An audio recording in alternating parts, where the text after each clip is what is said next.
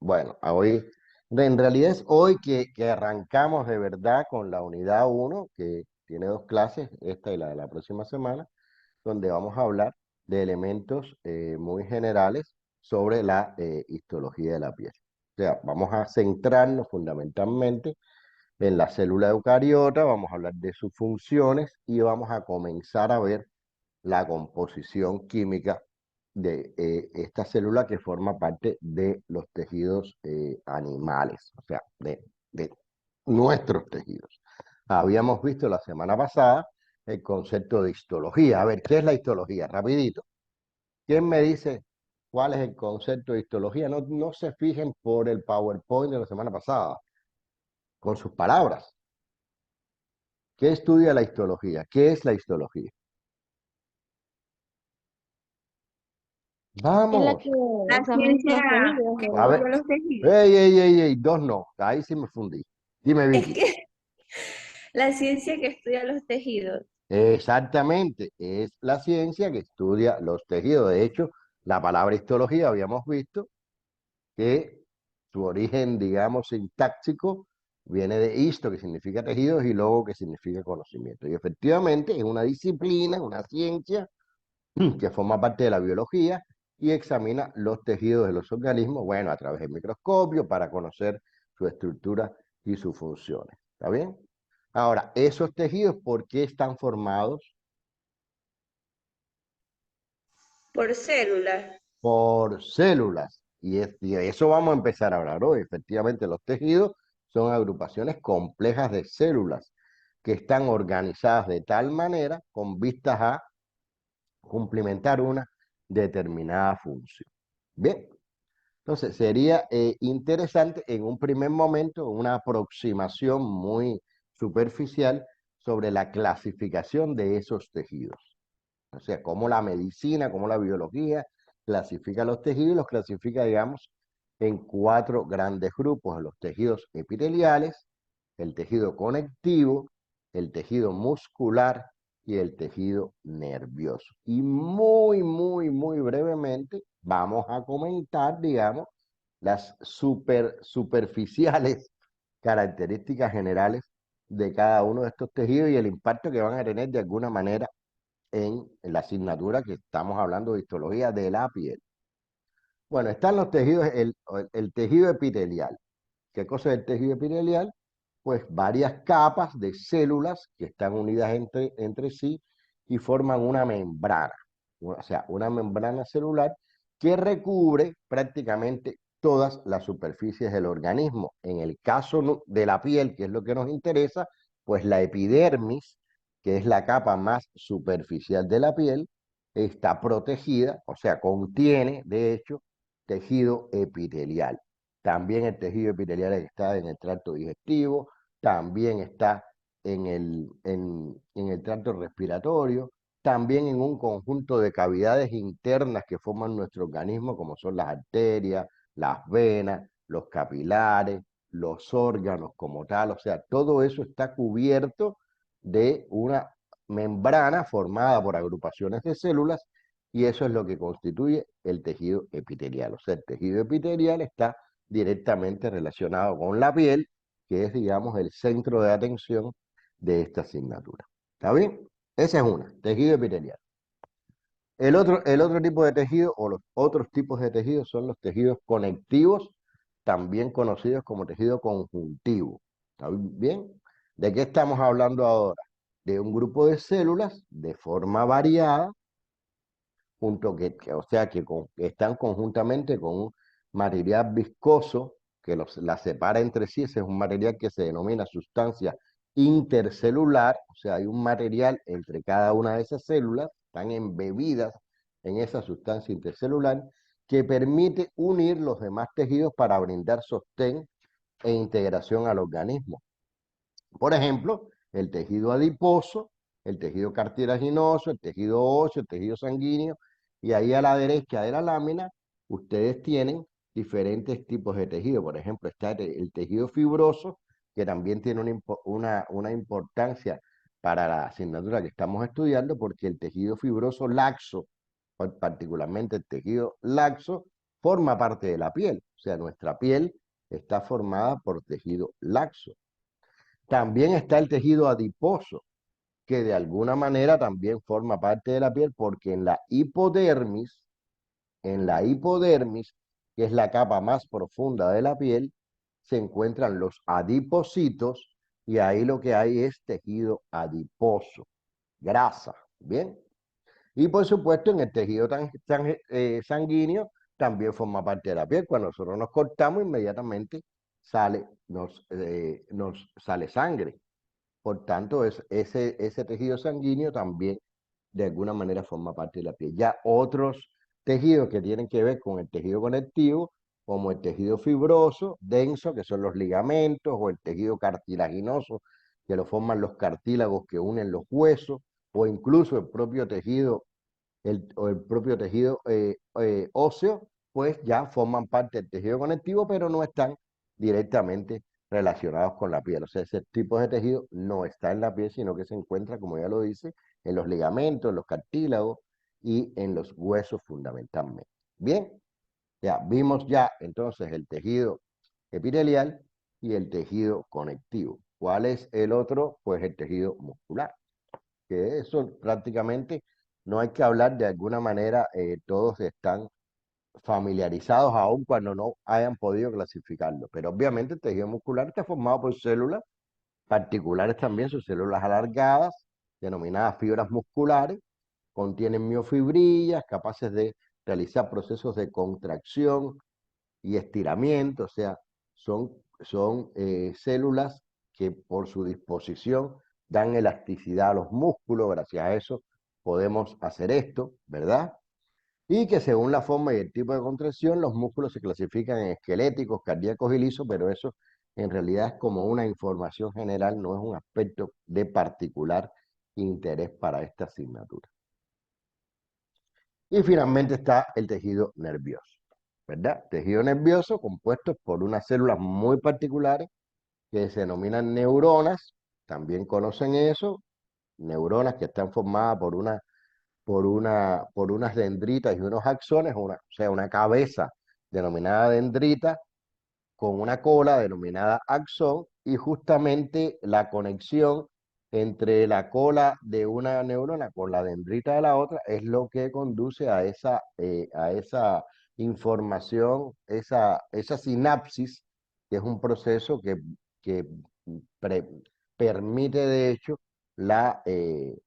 o sea, el manejo, el flujo de la información neuronal a través de todo el cuerpo. Esas neuronas establecen un complejo sistema de conexión, tienen la capacidad de regenerarse de manera muy lenta, o sea, prácticamente nosotros nacemos con un número de neuronas en el orden de cientos de millones y cuando muere una neurona, esa neurona prácticamente no se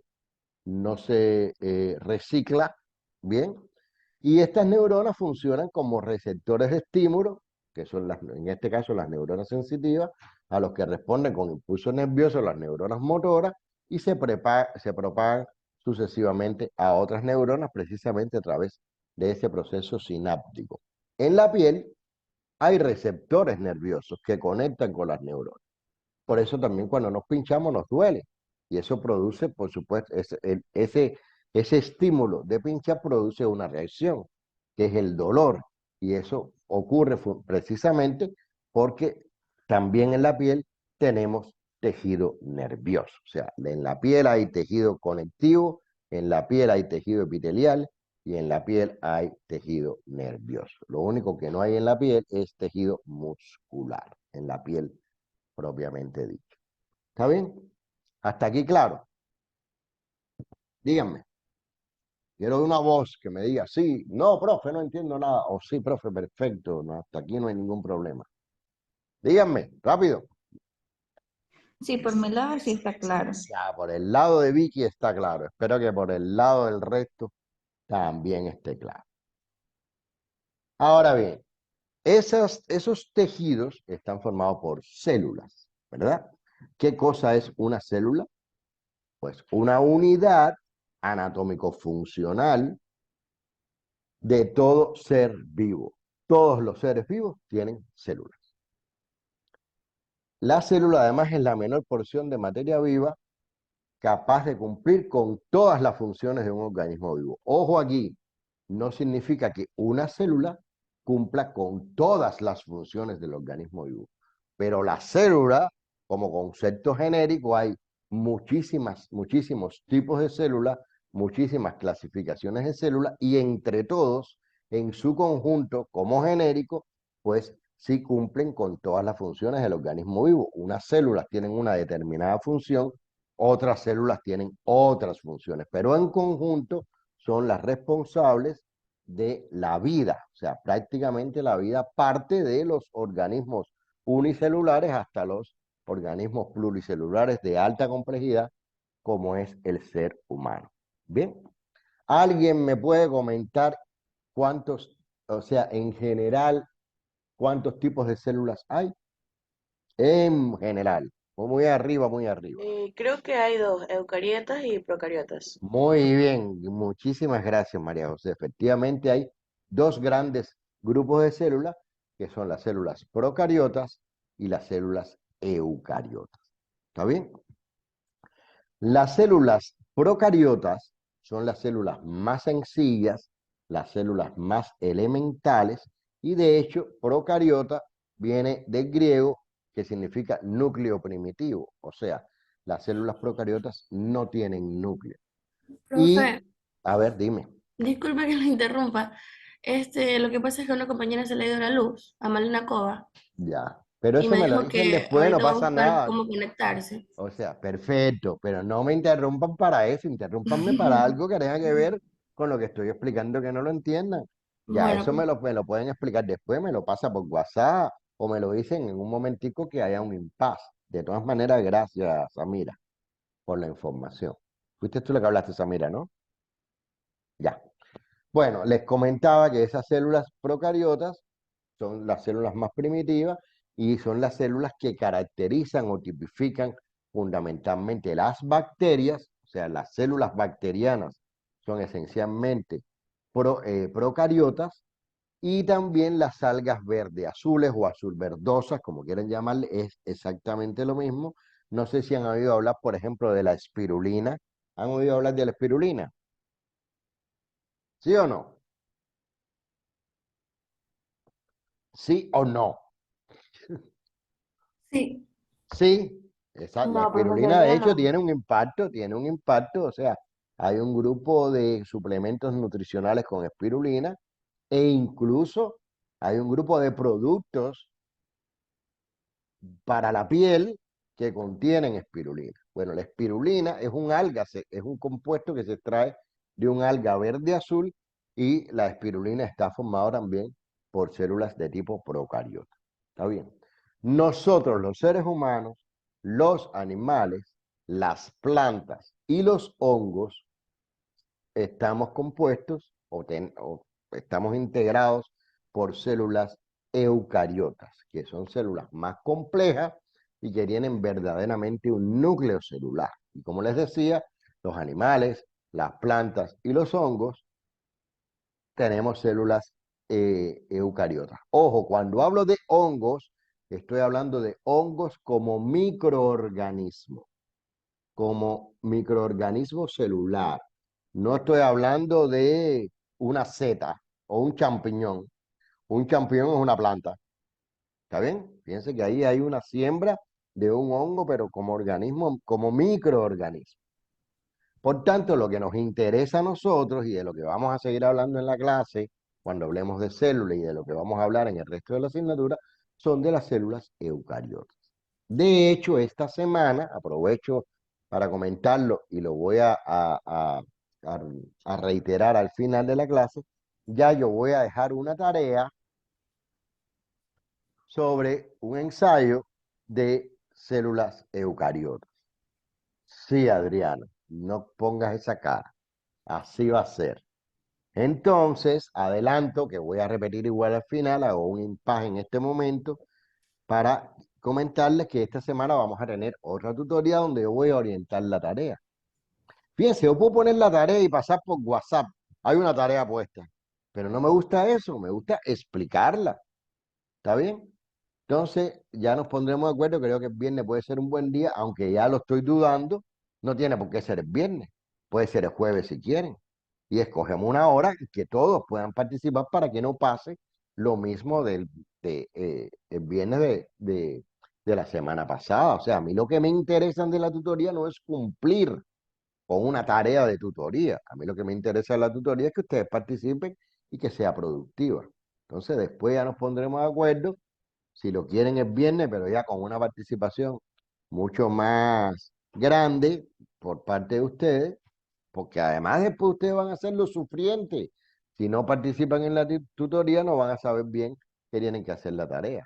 Los que no participaron en la tutoría del viernes de la semana pasada, por favor, yo les invito a que miren el video de esa tutoría que ya está colocado en el aula virtual, porque cuando empiecen a entregar ensayos, informes, etcétera, yo voy a evaluar las citas bibliográficas y las referencias bibliográficas. Y en esa clase o en esa tutoría del viernes se habló precisamente de eso. ¿Está bien? Bueno, entonces, ¿cuáles son las funciones generales de la célula? De la célula voy a hablar, me voy a centrar en la célula eucariota, aunque hay determinadas funciones aquí que también cumplen las procariotas, pero ya ahora nos vamos a olvidar de las procariotas y vamos a centrarnos en la célula eucariota, que al final son nuestras células. O sea, la primera función es autorreplicarse, ¿verdad?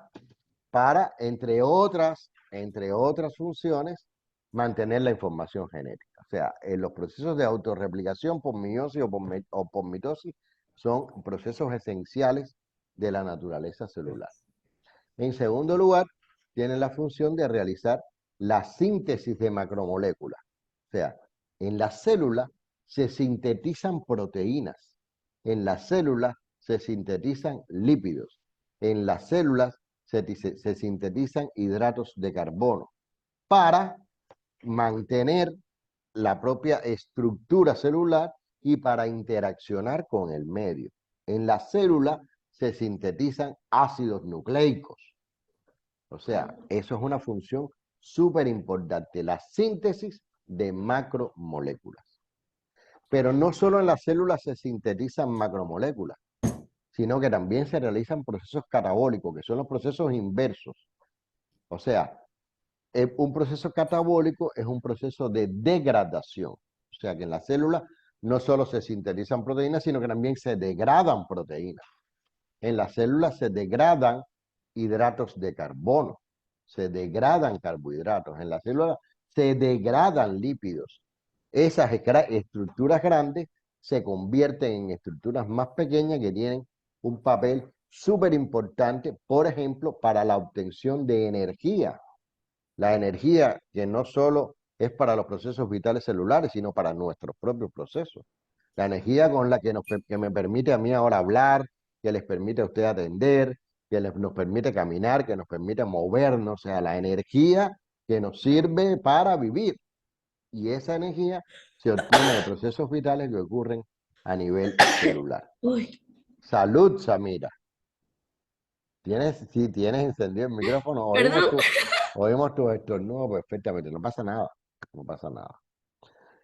Y bueno, también los procesos de respiración, tanto aerobia como anaerobia, la aerobia es la que nos interesa más a nosotros, ocurren también a nivel celular. Y finalmente, a partir de las células se reciben señales en medio ambiente, se procesan y se emiten señales al medio. Y ya vimos, por ejemplo, por poner solo un ejemplo, las neuronas, ¿verdad? Que a fin de cuentas son células y que forman parte del tejido nervioso y de hecho del sistema nervioso. O sea, esas, digamos, son las funciones más importantes que tienen las células. Ahora, el pollo del arroz con pollo de la clase está aquí y realmente el grado también de complejidad más grande está aquí cuando hablemos de composición química. O sea, la célula, el ser humano, las plantas, los animales están formados por células que a su vez están formadas por compuestos químicos. Y esos compuestos químicos son los responsables de ese grupo de funciones que acabo de mencionar. O sea, a fin de cuentas, somos compuestos químicos y estamos repletos de compuestos químicos. ¿Cuáles son los compuestos químicos más importantes que hay en la célula eucariota, que es de la que estamos hablando? Bueno, están primero las macromoléculas, que son moléculas de estructura compleja, como son las proteínas, los lípidos, los hidratos de carbono o carbohidratos y los ácidos nucleicos. O sea, esos son, digamos, los 4 grupos más importantes de macromoléculas que forman parte de la composición química de la célula. Pero también hay micromoléculas o moléculas más simples, como pueden ser los iones, como pueden ser las sales minerales, o incluso como puede ser el agua, que es una molécula muy simple, pero que se encuentra en enormes cantidades en nuestro organismo. O sea, la cantidad de agua en nuestro organismo es extraordinariamente grande. Somos agua, somos agua. ¿Bien? Entonces, lo que vamos a hacer en el resto de la clase de hoy y en una buena parte de la clase del próximo lunes es precisamente abordar el estudio de esa composición química de la célula. ¿Hasta aquí alguna dudita? ¿Sí o no? No, profe, por mi lado no. Por el lado de María José, no, que parece que es la única que tiene lado y la única que habla. Bien, perfecto. Entonces, vamos a empezar con el estudio de las proteínas. Todo el mundo sabe más o menos qué cosa es una proteína, ¿verdad? ¿Qué cosa es una proteína? ¿Qué idea tienen ustedes de lo que es una proteína? Si hablamos a nivel de aporte nutricional, podemos hablar de lo que vendrían siendo las carnes, por ejemplo, el pollo, salmón, pavo y asimismo el huevo. Ajá, Y hay está muchos muy otros bien. alimentos que contienen proteínas, pero en menos cantidad. Por ejemplo, no sé si las frutas y vegetales, pero las personas, por ejemplo, los vegetarianos, las proteínas creo que las obtienen de lo que vendrían siendo los granos, porque ellos no consumen carnes. Entonces, por mi parte, las proteínas son las cosas, ¿cómo podría decirlo?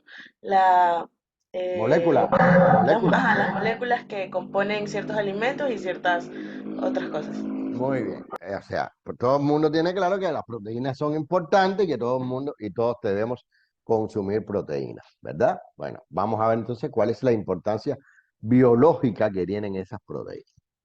Y en primer lugar, y no es por eso que sea lo más importante, esto no está en orden de importancia, digo en primer lugar porque es la primera que tengo puesta en la diapositiva. Las proteínas son catalizadores biológicos, porque todos los enzimas son proteínas. Ahora, ¿qué cosa es una enzima? ¿Alguien sabe qué cosa es una enzima? ¿O no? No pasa nada. Bueno, que si hay tanto silencio, imagino que no saben lo que es una enzima. Bueno, una enzima es una proteína que tiene una función extraordinariamente importante en nuestro organismo, que es comportarse como un catalizador biológico. ¿Y qué cosa es un catalizador biológico? Un compuesto responsable de incrementar la velocidad de las reacciones biológicas que ocurren en nuestro organismo. Y todas las reacciones biológicas, ya sean de degradación o de síntesis, por poner un ejemplo, que ocurren en nuestro organismo, están mediadas por enzimas. ¿Bien? Y todas las enzimas son proteínas, para que lo entiendan más clarito. O sea, esto sería un esquema de un proceso de digestión. Cuando nosotros comemos, bien, digamos que nos comemos un pan, y en ese pan, ¿qué tiene el pan? El pan tiene proteína, pero el pan también tiene lípidos y el pan tiene carbohidratos. O sea, el pan en diferente proporción tiene prácticamente los 3 macronutrientes más importantes: proteínas, lípidos y carbohidratos. Usted se empieza a comer ese pan y empieza a masticar ese pan en la boca. Bien, ya desde la boca hay una enzima que se llama alfa-amilasa que empieza a convertir los carbohidratos, los almidones que están en el pan en compuestos más simples. Porque ¿qué cosa es la digestión? Llevar compuestos complejos, como las proteínas, los lípidos y los carbohidratos, a compuestos más simples, para esos compuestos más simples que provienen de las proteínas, de los lípidos y de los carbohidratos, que se absorban y nutran. ¿Bien? ¿Eso se entiende? Díganme. Sí, En- doctor. Sí, gracias. ¿Quién es la que habla? ¿Quién habló ahora? ¿Evelyn? ¿Fuiste tú, Evelyn? Sí, sí, Pues que ni doctor. los veo. Gracias, Evelyn. Gracias por darme una idea de que están vivos los que están del lado allá de las cámaras. Bien. Entonces, esa alfamilasa salival es una proteína. Pero sin esa enzima no se pueden convertir parte de los almidones o de los carbohidratos que están en el pan en moléculas simples. Después ese pan llega al estómago. Ese bolo alimenticio que usted masticó en la boca llega al estómago. Y ahí hay otras dos enzimas que son proteínas, la lipasa y la pexina. ¿Qué van a hacer? Empezar a hidrolizar los lípidos, o sea, a convertir los lípidos complejos en moléculas más sencillas y empezar a convertir las proteínas en aminoácidos o moléculas más sencillas. Y después eso pasa al intestino y en el intestino vuelve a haber alfa-amilasa, lactasas, maltasas, sacarasas, que son también proteínas cuya función es seguir convirtiendo, en este caso, los carbohidratos en moléculas más sencillas.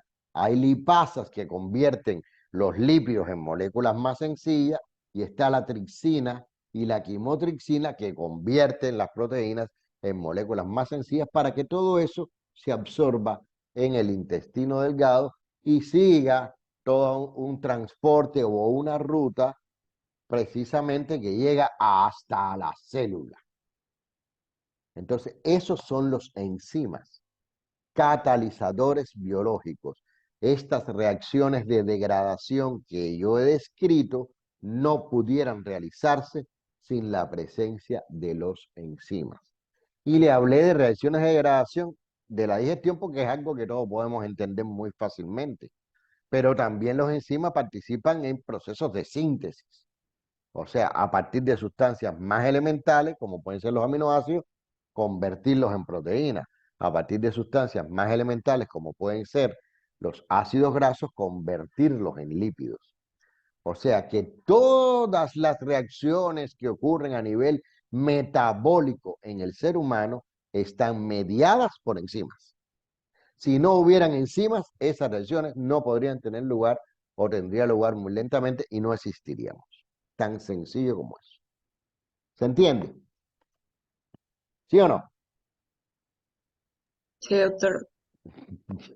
Muero, me voy a morir aquí de aburrimiento. Bueno, además de ser catalizadores biológicos, los enzimas también son elementos estructurales y esto ya nos interesa directamente, los enzimas no, las proteínas, porque nuestras uñas y nuestro cabello, que son tres centros de atención de esta asignatura, están formados por proteínas. Proteína, la queratina, por ejemplo, proteína como el colágeno, proteína como la elastina, pero sobre todo la queratina. O sea, la queratina es la capa más superficial de la piel, que es la epidermis, está formada por queratina, las uñas están formadas por queratina, el cabello está formado por queratina y ya en el resto de la asignatura llegarán momentos en que vamos a profundizar particularmente sobre esto. Además, son constituyentes de los tejidos musculares y conectivos de los animales. Ya lo vimos, o sea, todo ese tejido muscular, toda esa fibra muscular está formada por proteínas. La sangre está formada por proteínas. O sea, la hemoglobina es una proteína.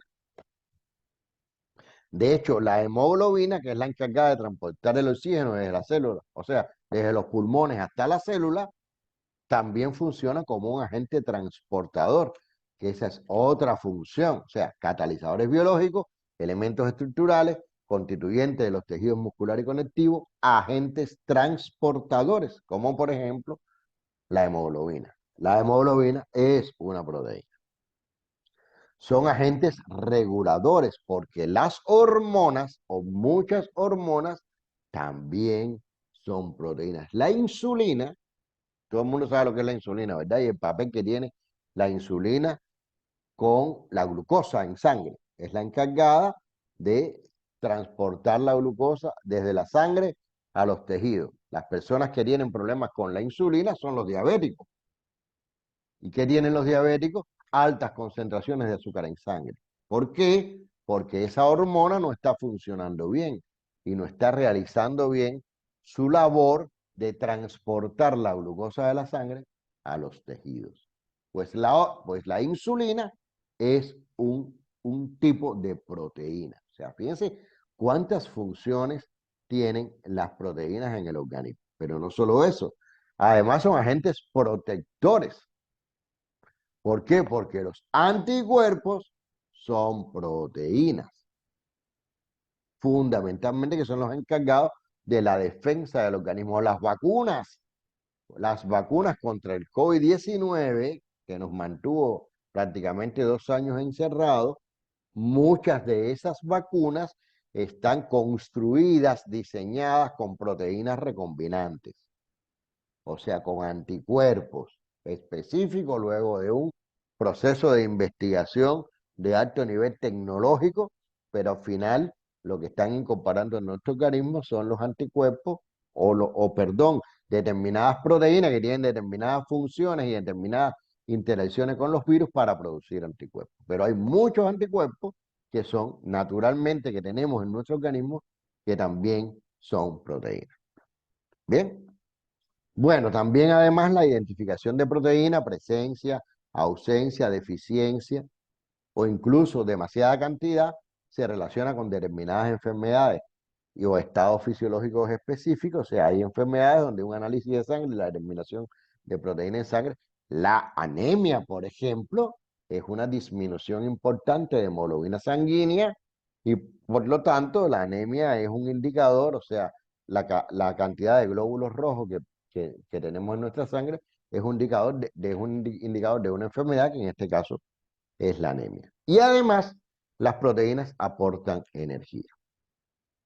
O sea, 1 gramo de proteína se metaboliza y produce una energía equivalente a 4 kilocalorías. Aunque, ojo, cuando el organismo eso ocurre solamente cuando el organismo está deficitario de lípidos e hidratos de carbono. Porque en realidad la energía fundamental que nosotros tenemos para movernos, hablar, correr, atender a una clase, o no atender, o coser, o comer, o lo que sea, la energía esa proviene fundamentalmente de la alimentación, pero cuando no estamos alimentándonos, necesitamos las reservas energéticas, pero esas reservas energéticas son fundamentalmente en lípidos y en hidratos de carbono, no en proteínas. Las proteínas se utilizan para la formación de órganos y todas esas funciones que estamos hablando con anterioridad. Cuando usted tiene que utilizar las proteínas para obtener energía, quiere decir que está en un estado de desnutrición, porque quiere decir que ya usted ha gastado todos los hidratos de carbono, ya ha gastado todos los lípidos de reserva y ese es el momento que no le queda más remedio que utilizar las proteínas. Pero esa no es la función fundamental de las proteínas. Cuando eso pasa, algo malo está pasando con el organismo, algo malo está pasando con nuestra salud y usualmente se relaciona con estado de desnutrición. Está bien, se entiende de manera general los elementos que le he comentado sobre las proteínas. Hasta aquí está claro. ¿Hay alguna duda? ¿Algo que quieran comentar para poder seguir entendiendo lo que viene, que se pone complejo? No les voy a mentir. No, muy bien. Son muy listos, me alegra mucho eso y lo están entendiendo todo perfectamente bien. Ahora, desde el punto de vista estructural, la estructura química de las proteínas. ¿Cuál es? Bueno, las proteínas son macromoléculas. ¿Qué significa una macromolécula? Una molécula de alto peso molecular, que se encuentra además en grandes cantidades. Y la unidad estructural de las proteínas son los aminoácidos. ¿Han escuchado el término aminoácidos? ¿O no? ¿O es un término absolutamente nuevo? Sí lo he escuchado. Sí, lo he Sí, escuchado. sí, sí, exactamente. ¿Y qué saben de los aminoácidos? ¿Qué han escuchado de los aminoácidos? A ver, Yo siempre he Adriana. escuchado que los relacionan con las proteínas. Ah, claro, relacionan proteínas con las proteínas porque es la unidad estructural de las proteínas. O sea, las proteínas están formadas por muchos aminoácidos unidos entre sí. Esa es, digamos, la estructura básica de la proteína. Por eso se dice que la Creo unidad... que, Ajá. creo que también se representan con cadenas. Claro, las proteínas son cadenas de aminoácidos. O sea, un aminoácido unido a otro aminoácido, este otro aminoácido y este a otro aminoácido. Son largas cadenas de aminoácidos en cantidades de cientos de miles. O sea, esos aminoácidos se unen entre sí cuando forman una cadena de hasta 10 aminoácidos. Eso se llama péptido. Cuando esa cadena es entre 10 y 50 aminoácidos, se llama polipéptidos, y cuando es mayor que 50 aminoácidos, es lo que se denomina proteína. O sea, de hecho se consideran proteínas aquellos polipéptidos con un peso molecular muy grande, mayor de 10.000. Pero para que tenga un peso molecular muy grande, tiene que tener muchos, muchos, muchos aminoácidos. O sea, es una proteína, básicamente, insisto, es una cadena de aminoácidos. Si ustedes, que ahora mismo hay aquí 21, más, más yo, que somos 22, y nos diéramos las manos y cada uno fuera un aminoácido, y nos diéramos las manos y formáramos una cadena, estaríamos formando una cadena de 22 aminoácidos. Pero si en lugar de 22 fuéramos 150 y formáramos la cadena, entonces esos 150, bajo el supuesto de que somos nosotros los aminoácidos, estarían formando una proteína. ¿Bien? O sea, las proteínas están formadas, insisto, por aminoácidos. Entonces, ahora viene una parte media odiosa para ustedes, pero que tengo que hablar para que lo entiendan. ¿Qué cosa es un aminoácido? Pues un aminoácido es una estructura química, que no cunda el pánico, es una estructura química que tiene un grupo NH2, que se llama grupo amino, y un grupo COOH, que se llama grupo carboxilo. O sea, es una estructura química, una estructura orgánica, formada por una cadena de átomos de carbono, muchos átomos de carbono unidos entre sí, y que tienen un grupo funcional en un extremo formado por un grupo carboxilo, que es ácido, y un grupo amino, que es básico. Por eso se llaman aminoácidos, porque tienen un grupo amino, NH2, y un grupo ácido, que es el grupo carboxilo, en el carbono del extremo de la cadena. Ustedes dieron química, ¿verdad? En el preuniversitario dieron química, ¿sí o no? No, recién estamos No, viendo. Somos universitarios. o sea, no han dado nada de química, cero. A mí no. Estamos en Ya, cero. ya, Paola está en cero. ¿Quién más está en cero? O sea, química, pero en el colegio, lo básico, así nomás. Bueno, pero ese no es el preuniversitario, es bachillerato, vaya. No, no. Ujú. Sí, pero en la universidad no. Recién este semestre estamos viendo química. Ah, ya, pero es que en Cuba se llama preuniversitario al bachillerato. En el bachillerato sí vieron química. Ah, sí, sí, Ah, ahí sí, sí. Bueno, yo sí. sí. Ya, me va a dar un infarto. Bueno, Paola Palacios No, no. profe, porque mi colegio era técnico, entonces no me Ya, enseñaban nada de química. ya, está bien. Bueno, nada, pues a hacer un esfuercito, Paola. Hay que hacer un esfuercito, no te queda otra. ¿Está bien? Bueno, entonces aquí, esto es solamente para recordar. De esto no voy a hablar. O sea, ustedes deben repasar de esas clases de bachillerato. Dieron química orgánica en el bachillerato, los que dieron la química orgánica. Ya sé que Paola, pobrecita, no vio nada, pero el resto ha dado una química medio orgánica, ¿no? ¿Sí o no? Dime, Nicole. Sí, sí, O sí, sea, porque ya no me acuerdo muy bien. bueno, por eso se lo estoy poniendo. O sea, no me interesa que se aprendan esto, pero estos son determinados grupos funcionales que caracterizan a las estructuras químicas. Un alcohol, por ejemplo, tiene un grupo hidroxilo, un aldehído tiene un grupo carbono con doble enlace con un hidrógeno, una amina tiene un grupo NH2 y un ácido carboxílico tiene un grupo, fíjense que esto es COOH, es lo mismo. Lo que aquí está representado de manera abierta y se observa el doble enlace con la molécula de oxígeno por un lado y el enlace simple con la molécula de OH por el otro lado. Pero eso se puede representar tal y como yo lo representé aquí, ¿ve? COOH, porque este carbono está unido a este oxígeno por un doble enlace por un lado y este grupo hidroxilo por un enlace simple por el otro. O sea, no hay que cogerle miedo a esto. Simplemente analizarlo. O sea, no tiene mayor complejidad lo que yo quiero que sepan para que entiendan qué cosa es un aminoácido. Entonces, como un aminoácido tiene un grupo amino y un grupo carboxilo, por eso se denomina aminoácido. Voy a ponerle algunos ejemplos. Por ejemplo, la leucina es un aminoácido. Miren aquí en esta estructura como hay el grupo carboxilo, esto es todos los punticos, estos que no es, donde no hay nada, lo que hay ahí son átomos de carbono. Por tanto, esto es un carbono unido a un doble enlace con oxígeno y a un enlace con OH. Este es el grupo carboxilo. Y este aquí es el grupo amino. Y una cadena lateral de átomos de carbono. El triptófano igual. Todos van a tener un grupo carboxilo y un grupo amino. La diferencia va a estar en la cadena carbonada, que aquí es una cadena lineal, aquí es una cadena aromática con estructuras más complejas. Aquí la arginina igual, un grupo amino y un grupo carboxilo. Y una cadena donde además en la punta de la cadena hay otro grupo amino. Pero fíjense que todos coinciden en que tienen un grupo amino, un grupo amino, un grupo carboxilo.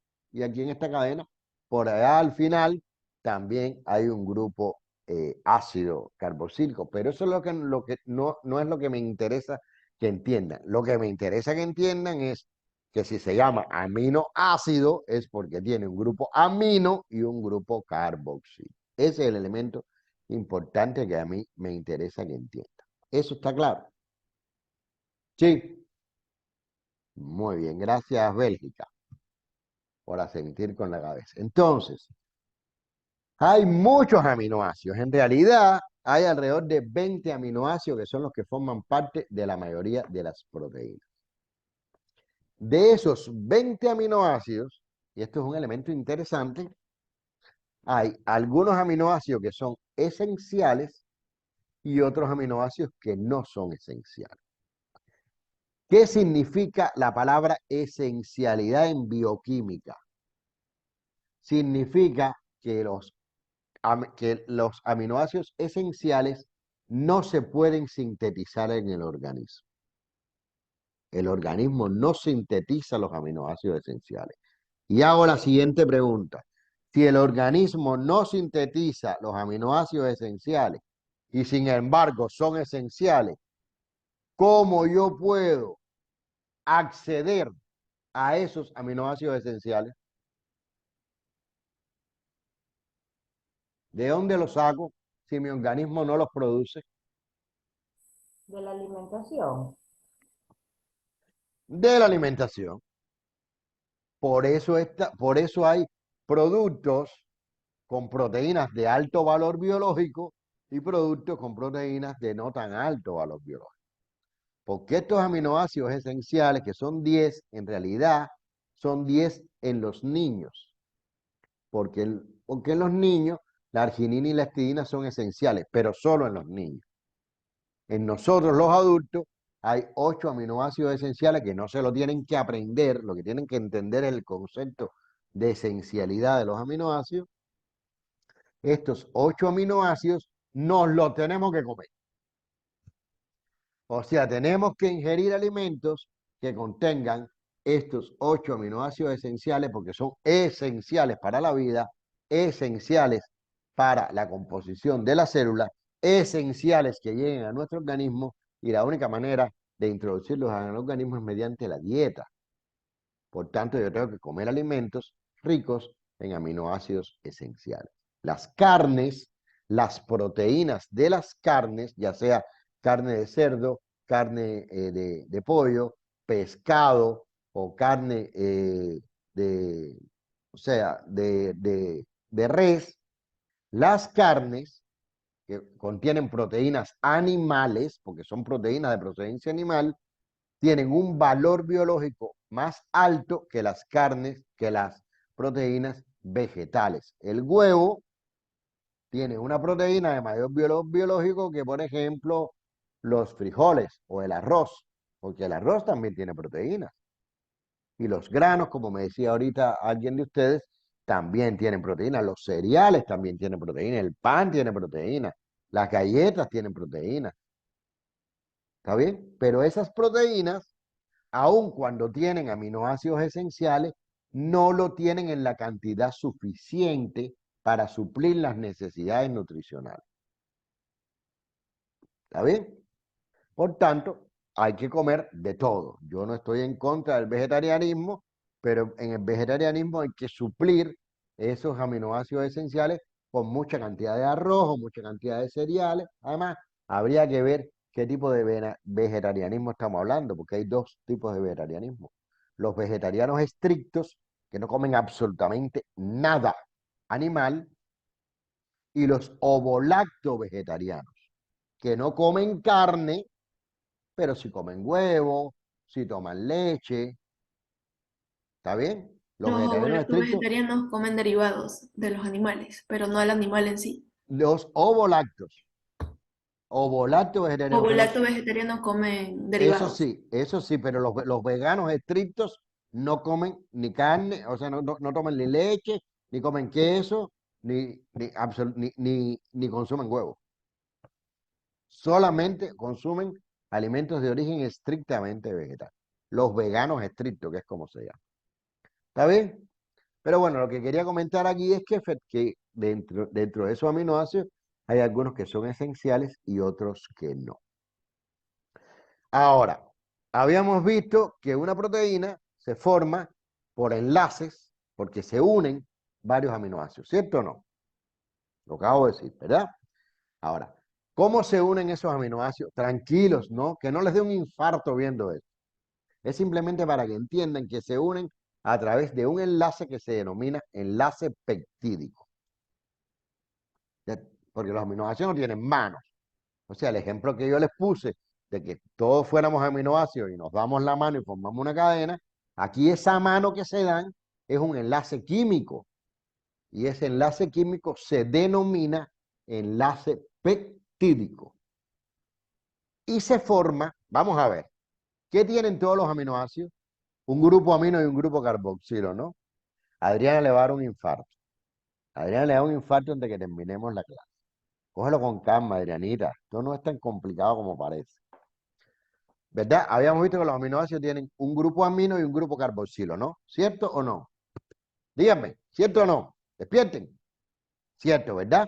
Bueno, pues un enlace peptídico simplemente se forma con el grupo amino de un aminoácido que se une al grupo carboxilo del otro aminoácido. Ni más ni menos. El grupo amino de un aminoácido se une al grupo carboxilo del otro aminoácido. El otro aminoácido une también su grupo carboxilo con el grupo amino del otro aminoácido. El otro aminoácido une su grupo amino que le quedó libre con el grupo carboxilo del otro aminoácido. Y así se va formando la cadena. Y eso es lo único que quiero que entiendan, que se forma una cadena como resultado de un enlace, de una unión entre los diferentes aminoácidos y que esta unión se realiza a través de un enlace peptídico. Yo no quiero que se aprendan la estructura se la pongo ahí para que entiendan que es el grupo carboxilo, ácido de un aminoácido, con el grupo, ven, amino del otro aminoácido. Y ahí se forma este enlace, que es el enlace peptídico. Pero yo no quiero que se aprendan la estructura, no me interesa que se aprendan la estructura. Lo que sí creo importante es que entiendan que esa cadena se forma como resultado de la unión de un grupo amino con un grupo carboxilo, el grupo amino de un aminoácido con el grupo carboxilo de otro aminoácido, y que ese enlace se denomina enlace peptídico. Eso nada más, para que lo entiendan. Entonces, una cadena de aminoácidos se forma por la formación, valga la repetición o la redundancia, de sucesivos enlaces peptídicos entre sucesivos aminoácidos. ¿Está bien? ¿Se entiende hasta ahí? O el que no entiende me lo dice y yo lo vuelvo a explicar. Todo el mundo tiene una aproximación, esto hay que volver a estudiarlo, hay que volver a ver el video, hay que volver a ver las diapositivas para entenderlo, pero la explicación como tal, la esencia, los elementos más generales de lo que estoy explicando, ¿se entienden, muchachitas? Sí, profesor. Bueno, Nadia lo entiende, Vicky también, y Adriana, a pesar de las caritas que pone, parece que también, que son las tres que estoy mirando en pantalla. Ahora, ¿qué estuvimos viendo? Estuvimos viendo esto. ¿Qué es esto? ¿Qué es lo que está representado ahí? ¿Quién me dice? ¿Qué Una me está? cadena. Una cadena Exactamente, una cadena de aminoácidos, ¿verdad? De diferentes aminoácidos. Esa cadena de diferentes aminoácidos se conoce como estructura primaria, porque las proteínas, ya esto es una proteína, ¿bien? Las proteínas tienen diferentes niveles estructurales. Y el nivel estructural más elemental de una proteína es el nivel primario o la estructura primaria de una proteína, que está formada ¿por qué? Por la secuencia aminoácidica de la cadena. ¿Qué cosa es la secuencia? ¿Quién va primero y quién va después? O sea, como ven, o sea, están viendo que esas bolitas tienen diferentes colores, ¿verdad? Esos diferentes colores significa que son aminoácidos diferentes, ¿verdad? Es como que nosotros nos pusiéramos y hiciéramos una cadena con nuestras manos. Pero si en esa cadena empezamos a cambiar personas de lugar, a lo mejor la primera en la cadena es Adriana y la última es Bélgica y Vicky está en el medio, que son las tres que veo. Si nosotros cambiamos de lugar a las personas, ahora ponemos a Adriana en el medio, a Bélgica la ponemos al final y a Vicky la ponemos al principio, por ejemplo, ya cambió la proteína. ¿Por qué cambió el orden de los aminoácidos? ¿Se entiende lo que quiero decir, verdad? O sea, cuando yo hablo de secuencia aminoácidica, estoy hablando de la cantidad de aminoácidos y del orden que tienen esos aminoácidos. Y eso es lo que determina la función de la proteína. O sea, esa secuencia es la que determina la función de las proteínas. Pero lo más importante de lo que estoy diciendo y que quiero que entiendan es que esa secuencia de aminoácidos es lo que se conoce como estructura primaria de la proteína. Y hay miles de proteínas, porque hay miles de combinaciones de secuencias aminoácidas. Para empezar, todas las proteínas no tienen los mismos aminoácidos. Ya vimos que las de origen vegetal tienen menos aminoácidos esenciales que las de origen animal, y el orden en que están dispuestos esos aminoácidos es totalmente diferente.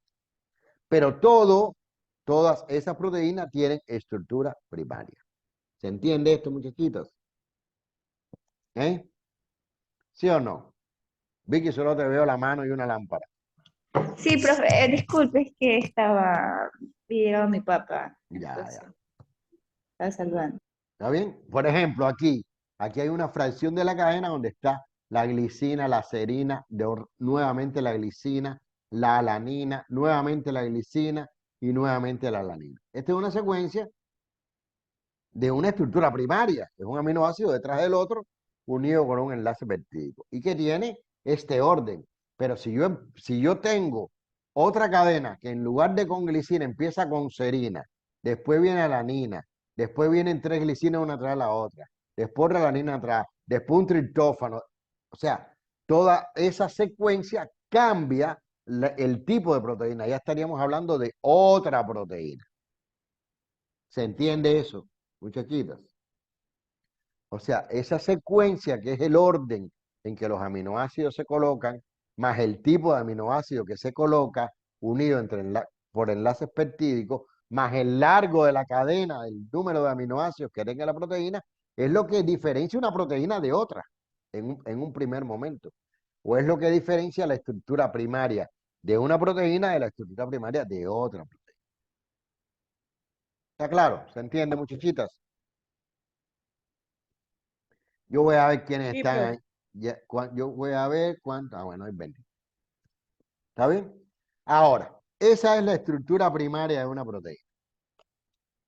Sin embargo, las proteínas, denme un momentito.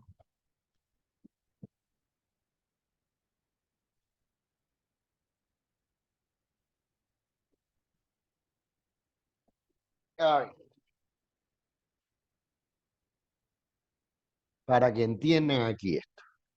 O sea, la estructura primaria de una proteína, ¿están oyendo? Pudiera estar representada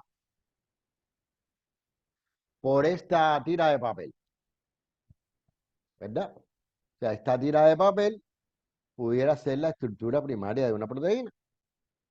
Esta tira de papel formada por un montón de aminoácidos. Pero en realidad las proteínas no se encuentran así, sino que esta tira de papel se puede empezar a torcer. ¿Ven? Y ese grado de torsión es lo que se conoce como estructura secundaria de las proteínas. O sea, las proteínas no están lineales, sino que están torcidas. Y se pueden torcer de dos formas. Se pueden torcer así como yo la estoy poniendo, que sería la estructura secundaria en alfa hélice, ¿cómo se llama? Porque ven que está formando una hélice. O pudiera conformarse esta proteína como una hoja plegada. O sea, como si yo hiciera esto.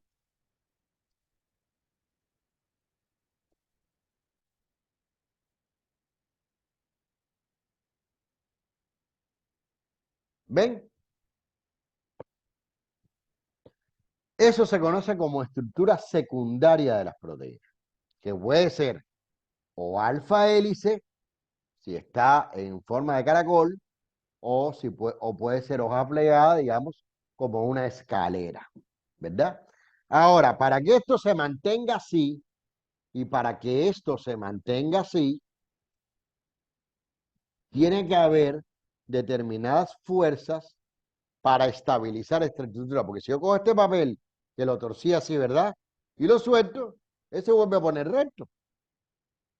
O sea, yo necesito o se necesita a nivel molecular crear determinadas uniones que estabilicen esta estructura en alfa hélice y esta estructura en hoja plegada.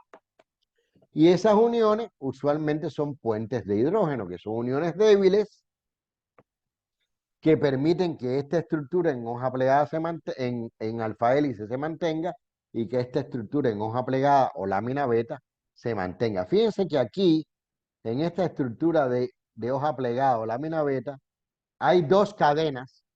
Esto sería una cadena de estructura primaria y esto sería otra cadena también con estructura primaria. Aquí hay dos cadenas. Aquí, en cambio, en este ejemplo hay una sola cadena que se torció. Aquí hay dos cadenas que se están uniendo entre sí por puentes de hidrógeno que es un determinado enlace. ¿Está bien? O sea, yo lo que quiero que entiendan es que el nivel estructural básico de una proteína es la estructura primaria, que es la secuencia aminoácidica. Pero que ese nivel estructural se puede ir complicando por torsiones que puede tener esa cadena de aminoácidos. Y esas torsiones, en primer lugar, pueden producir una estructura secundaria, que puede ser en alfa hélice o puede ser en hoja plegada. Y ustedes me dirán, ¿y para qué yo quiero saber eso? ¿Por qué me complica la existencia, profesor?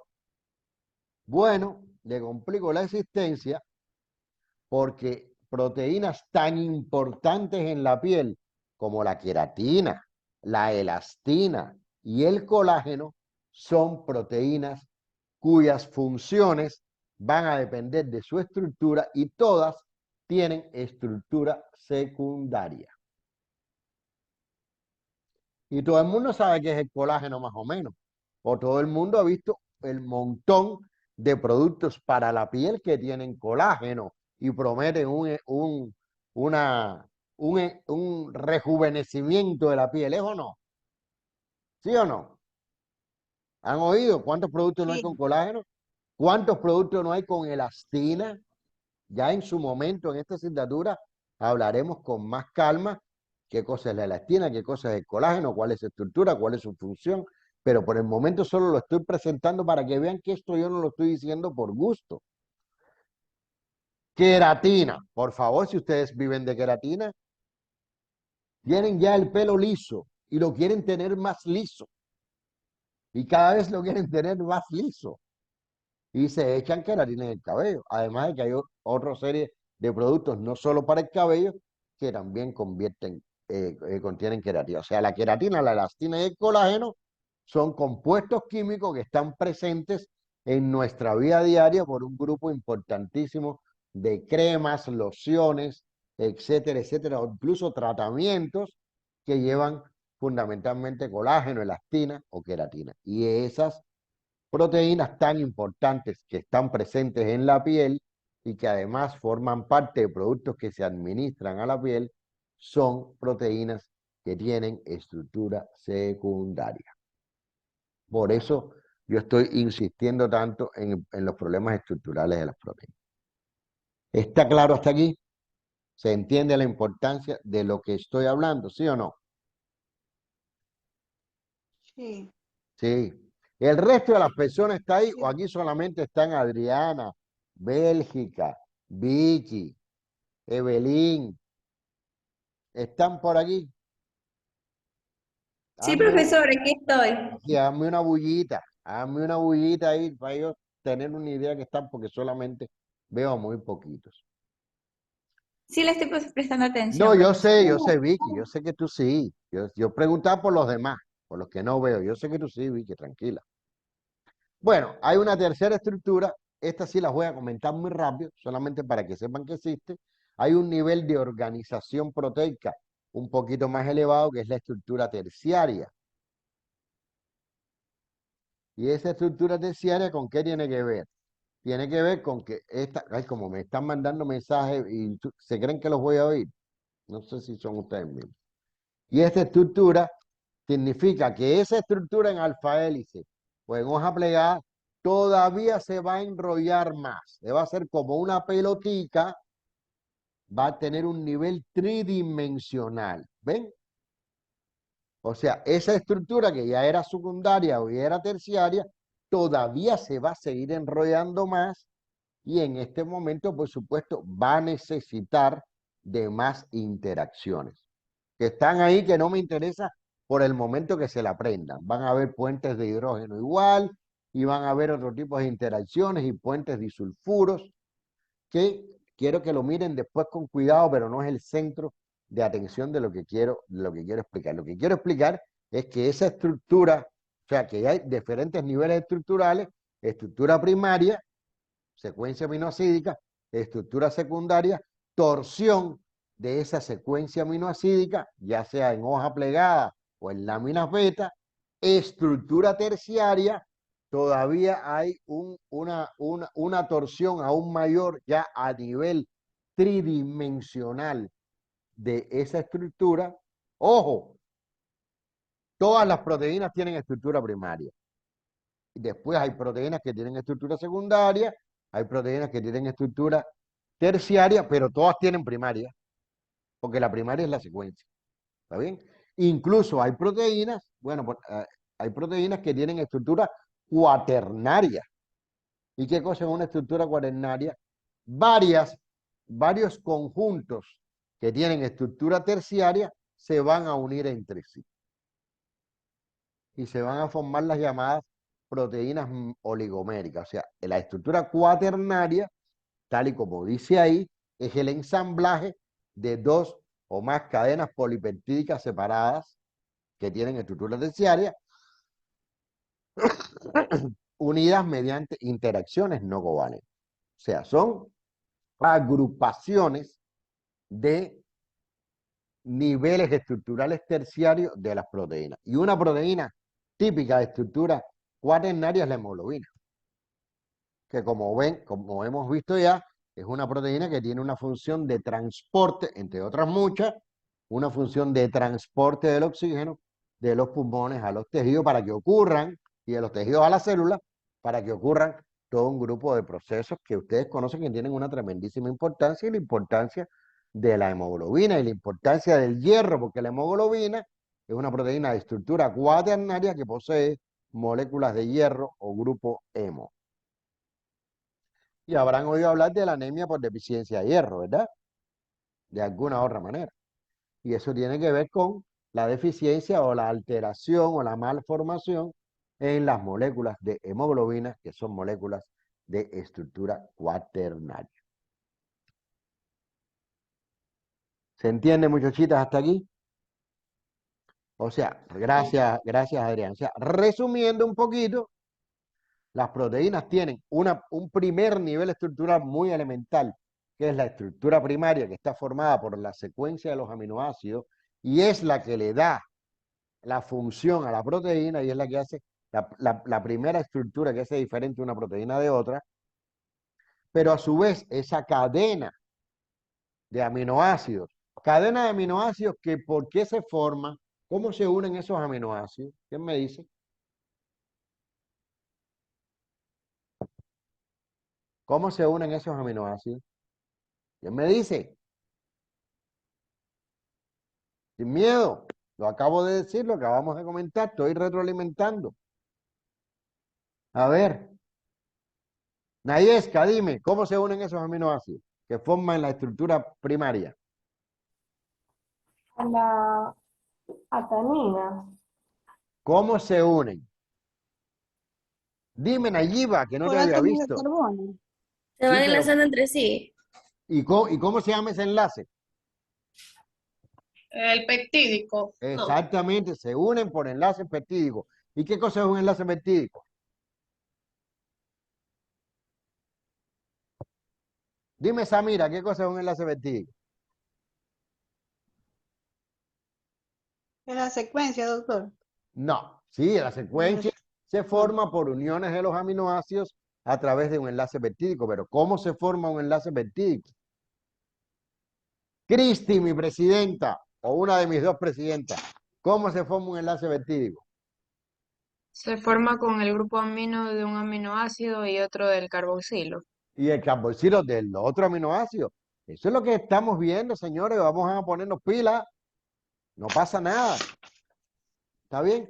Bueno, esa estructura primaria puede comenzar a torcerse y convertirse en una estructura secundaria, que puede ser en alfa hélice, tal y como está la figurita o el esquema de arriba, o en hoja plegada o láminas betas.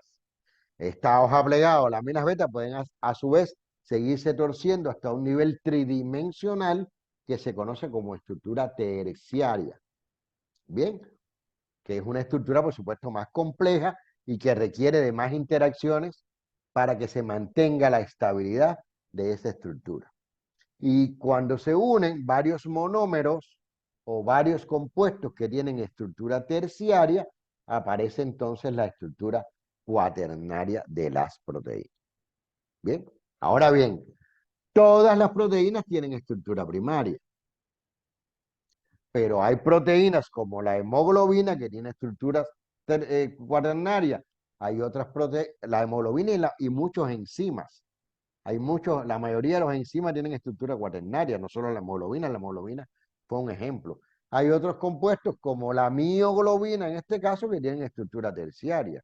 Y hay otras proteínas como las proteínas de la piel, esa que les hablé, que no son las únicas, pero bueno, la elastina, la queratina y el colágeno, por poner ejemplo de 3 elementos de súper importancia en la piel, son proteínas que no tienen estructura terciaria, no alcanzan una estructura terciaria, no alcanzan una estructura cuaternaria, son proteínas que solo tienen estructura secundaria, pero eso no las hace menos. sea, no quiere decir que una proteína con estructura cuaternaria sea mejor que una proteína con estructura secundaria, no. Las dos son importantes porque las dos cumplen determinadas funciones que también son importantes. ¿Está bien? Entonces, estructura proteica primaria, secundaria, terciaria y cuaternaria en función de la complejidad de las torsiones y los niveles de organización que alcancen esas moléculas proteicas. Claro, hasta aquí. ¿Alguna dudita? ¿No? ¿Todo bien? Y que no hablan, por favor. Griten, Sí, profesor, todo sonrían. claro, está bien. Wow, por Dios. Bueno, vamos a entrar entonces en los lípidos. Denme un momentico, por favor, antes de entrar en los lípidos. Unos 2 minutos nada más. Un momentico. Ahora regreso.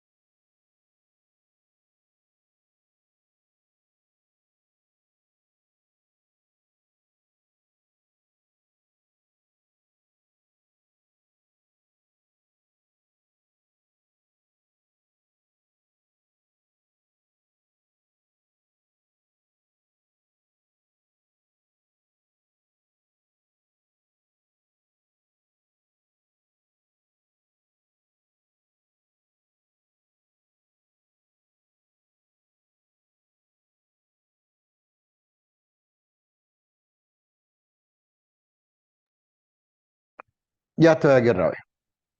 ¿Están ahí? ¿O ya desaparecieron? Hola. Ah, ya. Bueno, vamos a ver los lípidos. ¿Qué son los lípidos? Bueno, un conjunto de moléculas, son moléculas también orgánicas, todas estas macromoléculas son macromoléculas orgánicas, hidrófobas, o sea, la hidrofobia que es fobia al agua, ¿verdad? Miedo al agua, rechazo al agua. Insolubles en agua, todo el mundo sabe aquí que los lípidos son insolubles en agua, ¿verdad? Usted coge un vaso con la mitad lleno de agua y le añade aceite, un aceite que compró en el mercado, en el supermercado, ¿y qué pasa?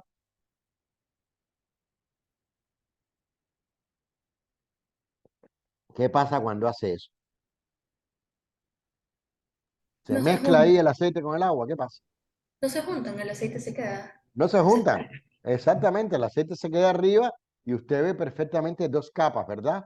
Una capa lipídica o de aceite encima y debajo una capa de agua, ¿verdad? O sea, estas son moléculas que son moléculas orgánicas, constituidas por carbono e hidrógeno fundamentalmente. También tienen oxígeno porque tienen un grupo carboxilo, al igual que los aminoácidos tienen un grupo carboxilo, aunque no tienen un grupo amino, y se caracterizan fundamentalmente porque son insolubles en agua. Esos son los lípidos. Todo el mundo sabe, más o menos, que entonces que es un lípido aun cuando tenga algunas deficiencias desde el punto de vista de la conceptualización química. Pero todo el mundo entiende que es un lípido, ¿verdad? ¿Sí? ¡Ey! Me muero, me voy a morir con ustedes aquí. Respondan. Algo respondan. Sí, profesor. No, profesor. Qué difícil está esto, profesor. Qué bonita está la clase, profesor. Qué terrible clase, profesor. pero hablen para yo saber que están vivas.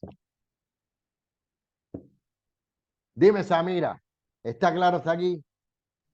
Sí, profe, muy interesante todo. Ya, sí, porque tú para estornudar se enciende el micrófono. Bueno, vamos a ver entonces cuál es la importancia biológica de estas moléculas. En primer lugar, es la principal fuente de reserva energética del organismo. O sea, nosotros reservamos energía fundamentalmente en lípidos. Quiere decir que si nosotros podemos estar 3 días sin comer, que es difícil, pero podemos estar, o podemos estar 24 horas sin comer, es porque estamos utilizando la energía de los lípidos de reserva. Lípidos de reserva que a veces son muchos y a veces son pocos.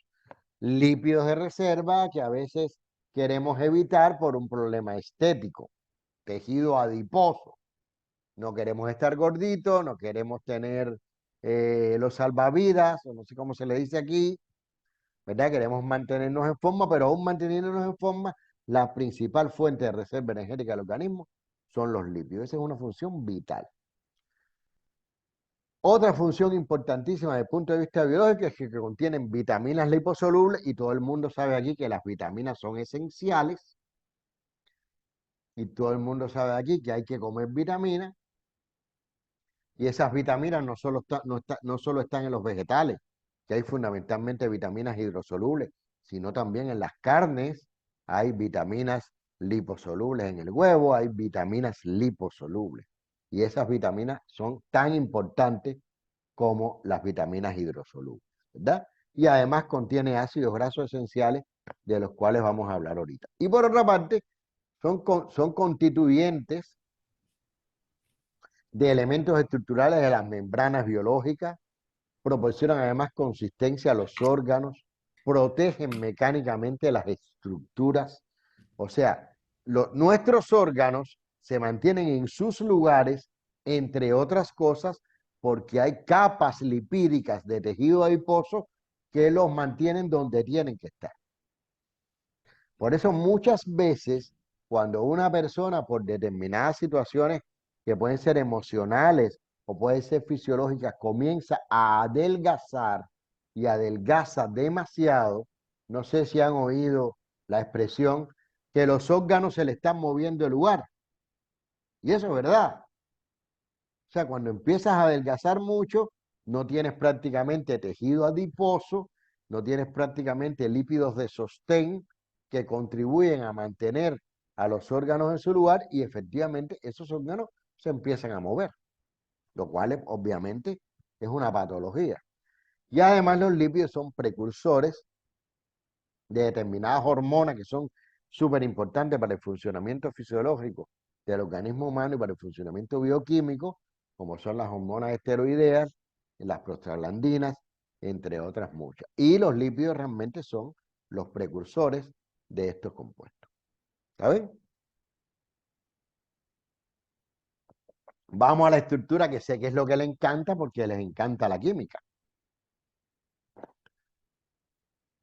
Qué raro que Adriana no ha puesto caritas. Es que está mirando para abajo, por eso no ha puesto caritas. Bueno, la estructura, en realidad, de la misma manera que la unidad básica de las proteínas, ¿quiénes eran? ¿Quién es la unidad básica de las proteínas? La unidad estructural básica de las proteínas, ¿quién es? Díganme rápido, cualquiera, díganme, antes que me dé un infarto. ¿Cuál es la unidad estructural básica de las proteínas? Bélgica, dime. Bélgica, tú duermes. Los aminoácidos. Los aminoácidos, duerme, pero está pilas. Eso es lo importante. Bueno, de la misma manera que la unidad estructural básica de las proteínas son los aminoácidos, ahora la se me enredó la lengua. Ahora la unidad básica estructural de los lípidos son los ácidos grasos. Y la estructura de los ácidos grasos, aunque parezca más complicada, en realidad es más simple, porque son únicamente cadenas carbonadas y en un extremo de la cadena tiene un grupo. ¿Qué grupo es este? Si son ácidos grasos. ¿Cómo se llama este grupo? ¿Se acuerdan? Lo acabamos de ver en los aminoácidos. Carboxilo. Tienen un grupo carboxilo, que es el carbono número 1. Eso es o sea, se enumera a partir del grupo funcional, que es el grupo carboxilo, y el resto simplemente es una cadena carbonada, donde cada uno de los carbonos tiene una denominación. Por ejemplo, está el carbono alfa, el carbono beta, el carbono delta, el carbono épsilon, y el último carbono se llama carbono omega. Esto es un ácido graso saturado. ¿Por qué es saturado? Porque las uniones, todas las uniones de cada uno de los átomos de carbono son por enlaces simples. O sea, aquí como ven, hay solo una rayita, que sería el enlace que une este carbono con este carbono, y aquí hay una rayita del enlace que une este carbono con este carbono, y siempre hay una rayita. Y esa rayita significa que hay un enlace simple. ¿Está claro hasta ahí? ¿Se entiende eso, verdad? O sea, es una estructura más simple porque aquí no hay, por ejemplo, grupo amino, sino simplemente una cadena carbonada con un grupo carboxilo en el extremo. Esos ácidos grasos pueden ser saturados o pueden ser insaturados. ¿Qué significa insaturado? Que al menos en esa cadena del ácido graso hay al menos un doble enlace. ¿Ven? O sea, aquí entre el carbono 7 y el carbono 8, el enlace no es simple, es doble. No voy a explicar lo que es un enlace doble para no complicar esto desde el punto de vista químico. Pero es un enlace mucho más fuerte, es un enlace mucho más complejo. O sea, los compuestos, cualquier compuesto, no solo los ácidos grasos, los compuestos que no tienen dobles enlaces se les denominan compuestos saturados, y los compuestos que tienen al menos uno, pueden tener 2, 3, 4, 5, doble enlace, se le denominan compuestos insaturados. En este caso, repito, aquí tenemos el ejemplo de un ácido graso saturado y de un ácido graso insaturado. ¿Está bien? Esa es la unidad básica estructural de los lípidos. Y hay muchos ácidos grasos. De la misma manera que hay muchos aminoácidos, también hay muchos tipos de ácidos grasos. Y voy a comentarles algo que práctico. Ustedes seguramente han ido al supermercado, o al mercado, o al Tía, o al Kia, o a Supermaxi, ¿verdad? Y han comprado a lo mejor un aceite o un producto lipídico que dice rico en omega 3 o rico en omega 6. ¿Lo han visto o no lo han visto? En las etiquetas, ¿verdad? Sí, Sí, ¿verdad? ¿Qué cosa es el omega 3 y el omega 6? Son ácidos grasos que particularmente tienen o brindan beneficios importantes a la salud, por determinadas razones que no voy a comentar. Pero digamos que son ácidos grasos muy buenos, y por eso las firmas comerciales que producen aceites, si es verdad, porque no siempre es verdad lo que dice la etiqueta, pero si es verdad que tienen ácidos grasos omega 3 y omega 6, pues lo declaran, como diciéndole, mira, este producto es un producto saludable. ¿Está bien? ¿Qué cosa es un ácido graso omega 3? Bueno, quedamos en que el último carbono se llama omega, ¿verdad? Vamos a venir para acá. Este último carbono se llama omega, ¿verdad? Bueno, pues un ácido graso omega 3 es que a partir de ese carbono, en el número 3, 1, 2, o sea, 1, no, omega 2, aquí está el omega 3. Este sería el omega 3. 1, que hice clic. 1, 2 y 3, tres posiciones. A partir del último carbono aparece un primer doble enlace. Por eso este es omega 3, porque este primer carbono, el segundo carbono y el tercer carbono aparece el primer doble enlace de ese ácido graso. Omega 6 significa que a partir del sexto carbono, desde el extremo, aparece el doble enlace. Fíjense que aquí está 1, 2, 3, 4, 5 y 6, y efectivamente aquí aparece el doble enlace. O sea, cuando te hablan de un ácido graso omega, omega algo, omega 3, omega 6 o omega 9, que son los más importantes, te están diciendo que esos son ácidos grasos insaturados. Porque el término ese, 6, 3 o 9, es el carbono a partir del cual se forma la primera insaturación. Y los ácidos grasos insaturados y poliinsaturados, fíjense que estos ácidos grasos son poliinsaturados porque no tienen solamente una insaturación, tienen 1, 2 y 3, y aquí 1 y 2, son ácidos grasos muy beneficiosos para la salud. De ahí la importancia de que en esas etiquetas aparezca esa información.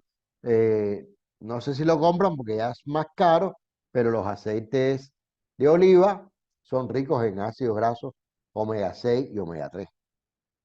Claro que son más caros. Doctor, pero igual yo me confundí. ¿Cómo? Dime, Yo me dime. confundí. No Porque te- hablábamos de saturados y insaturados, pero igual el omega 3 tiene, este, tiene algunas conexiones saturadas. Entonces yo me Muy confundí. bien, eso, qué buena pregunta para que lo entiendan. Gracias, gracias Nadia. Es verdad, pero el problema es que cuando una estructura tiene al menos un doble enlace, uno solito, ya se llama insaturado. Aunque tenga 100 simples enlaces, si tiene un solo doble enlace, ya ese ácido graso es insaturado, porque al menos tiene una insaturación. Para que Pero sea igual saturado, al ser un ácido graso insaturado es igual bueno. Es que sí, hay unos más buenos que otros. Ahora voy a comentar sobre eso. Hay unos más buenos que otros, porque también hay ácidos grasos que son esenciales, o sea, que no se sintetizan por el organismo. O sea, precisamente aquí, ustedes están viendo una tablita donde hay un grupo de nombres de ácidos grasos monoinsaturados, o sea, aquí solamente estoy poniendo ácidos grasos insaturados. Estos de aquí son monoinsaturados, o sea, tienen una sola insaturación. Por ejemplo, el lauroleico, el palmitoleico, el oleico, el erúsico, son ácidos grasos que, como ven, su fuente es la leche de vaca, los aceites de pescado, aceites vegetales, aceite de colza. Esos son ácidos grasos que tienen una sola insaturación, pero los más importantes para la salud son los poliinsaturados, que tienen más de una insaturación. Y en este caso, estos ácidos grasos que están en rojito, que son el linoleico, el linolénico y el araquidónico, y no se tienen que aprender esos nombres, son ácidos grasos esenciales. O sea, esos ácidos grasos hay que, igual que los aminoácidos esenciales, ingerirlos en la dieta. Y comer productos que tengan lípidos ricos en esos ácidos grasos esenciales. Porque además, como son poliinsaturados, tienen beneficios importantes para la salud. ¿Está bien? Y estos que están aquí, el linolénico es un ácido graso omega 3. El araquidónico es un ácido graso omega 3. No, perdón. Estos que están aquí, que son el EPA y el DHA, que no voy a decirle los nombres para que no les dé un infarto, están ahí los nombres, son ácidos grasos omega 3 que son muy importantes para la salud y son ácidos grasos poliinsaturados. O sea, esto es como para que entiendan la importancia que también tienen los lípidos, en particular los ácidos grasos, para la salud y para el normal mantenimiento de las funciones celulares, ¿verdad? Y de las funciones, por supuesto, en general del organismo. Y hay que tener una noción general, pero yo no quiero que se aprendan que el linoleico es un ácido graso esencial, ni quiero que se aprendan los nombres de los aminoácidos esenciales. Ahora, yo lo que sí necesito es que ustedes entiendan de manera global la importancia que tienen estos elementos o estos macronutrientes en el organismo a nivel celular y la importancia que tienen en la piel. Y por supuesto, algunos elementos, qué cosa es un ácido graso saturado, qué cosa es un ácido graso insaturado, ¿está bien? ¿Por qué se llama omega 3? ¿Por qué se llama omega 6? O sea, Son algunos elementos que sí es importante que ustedes entiendan, pero no aprenderse nombres. ¿Bien? Ahora, si la unidad mínima estructural de los lípidos son los ácidos grasos, quiere decir que hay unidades más grandes. Como mismo los aminoácidos se unían entre sí para formar las proteínas, aquí parece que esos ácidos grasos se unen con algo para formar lípidos más complejos. Y realmente la mayoría de los lípidos que nosotros tenemos en el organismo, en la piel y en el organismo en general, no están como ácidos grasos libres. Están en forma de triglicéridos, triacilglicéridos o triacilgliceroles, que es lo mismo. Lo que les he puesto 3 nombres diferentes con lo que se les llama, pero es lo mismo. Triglicéridos, triacilgliceroles o triacilglicéridos es lo mismo. Y son los principales constituyentes de la grasa corporal. Incluso son los principales constituyentes del aceite que ustedes compran en el mercado. Ese aceite está formado en más de un 95% de triglicéridos. ¿Y qué son los triglicéridos? Pues fíjense, en el caso, ojo, ¿cómo se formaba una proteína? Porque los aminoácidos se unían entre sí, ¿verdad? Lo acabamos de ver. ¿Cómo se forma un lípido más complejo? No es porque los ácidos grasos se unan entre sí. Los ácidos grasos no se unen entre sí. Los ácidos grasos se unen a otra molécula que se llama glicerol, y a ese glicerol se unen 3 ácidos grasos. Uno por cada grupo hidroxilo. O sea, aquí hay 3 puntos de unión porque hay 3 átomos de carbono. Y a cada átomo de carbono, mediante este grupo hidroxilo y el grupo hidroxilo del ácido graso, se unen esos ácidos grasos y por eso se llama triglicérido, porque se unieron 3 ácidos grasos. También existen los diglicéridos y los monoglicéridos, pero no vamos a hablar de eso.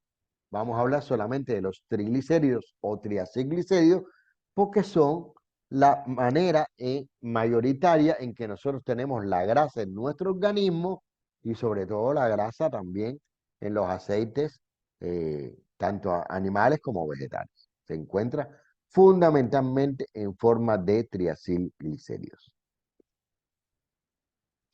Incluso muchos productos cosméticos que ustedes como esteticistas integrales van a usar están compuestos por triglicéridos que contienen ácidos grasos esenciales de los poliinsaturados, porque eso también tiene un impacto positivo para la piel.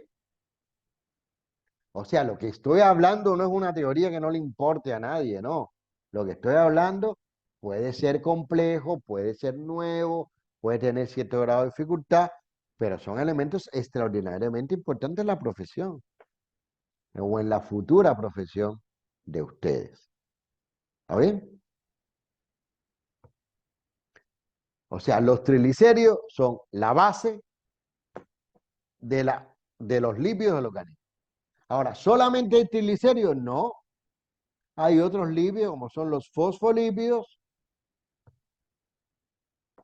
que son un tipo de lípido que componen las membranas celulares. También son muy importantes. Que están compuestos por esa molécula de alcohol, glicerol o esfingosina, que se unen a los ácidos grasos. O sea, se parece a un triglicérido, pero ¿por qué se llama fosfolípidos? Porque además de tener ese alcohol y esos ácidos grasos, tienen grupos fosfato. Punto. En estructuras de más o menos complejidad. Ahora miren eso y ya le quiere dar un infarto, profe, que esa cosa tan grande, tan horrible. No, no, tranquilos. Aquí está el glicerol, que es la estructura que vimos que forma los triglicéridos. Aquí están los ácidos grasos, los que ahora están representados con toda su cadena. Y aquí está el grupo fosfato, punto final. Y los esfingolípidos igual, ya no está el glicerol, sino está la esfingosina, un ácido graso unido por aquí y un grupo fosfato unido por allá. Estos lípidos, estos fosfolípidos, tienen una tremendísima función de enorme importancia en las membranas celulares. Son súper importantes y eso lo vamos a ver más adelante. Esta ceramida tiene un papel fundamental en la piel, incluso un papel fundamental en los productos que se producen para la piel, para todos esos procesos de rejuvenecimiento y los procesos de tratamiento de un conjunto de patologías o de deficiencias que pueden tener la piel, y hay un papel muy importante en los fosfolicéridos y en los esfingolípidos. Los fosfolicéridos son estructuras. A ver, ¿ustedes han hecho mayonesa? ¿Quién ha hecho mayonesa aquí? Evelyn, Yo ¿has he hecho visto mayonesa? hacer. Sí, Sí, has hecho mayonesa. ¿Qué le echas a la mayonesa, Evelyn? se le pone huevo, aceite, cebolla, cilantro Ajá. Y limón, eh, ¿no? y limón, sí. O vinagre. Aquí casi siempre lo hacen con limón. Ajo también se le pone. Sí, sí, pero el ajo es un sólido, el cilantro es una especie, pero tú haces Aceite y limón también. aceite y Esos limón. serían los... Aceite y Ujú. limón, ¿verdad? Y el aceite y el limón, ¿qué cosa es el limón? Bueno, el limón, cuando dice limón, es jugo de limón, zumo de limón, ¿no? Sí, ¿El zumo de limón Sí. es acuoso o es lipídico?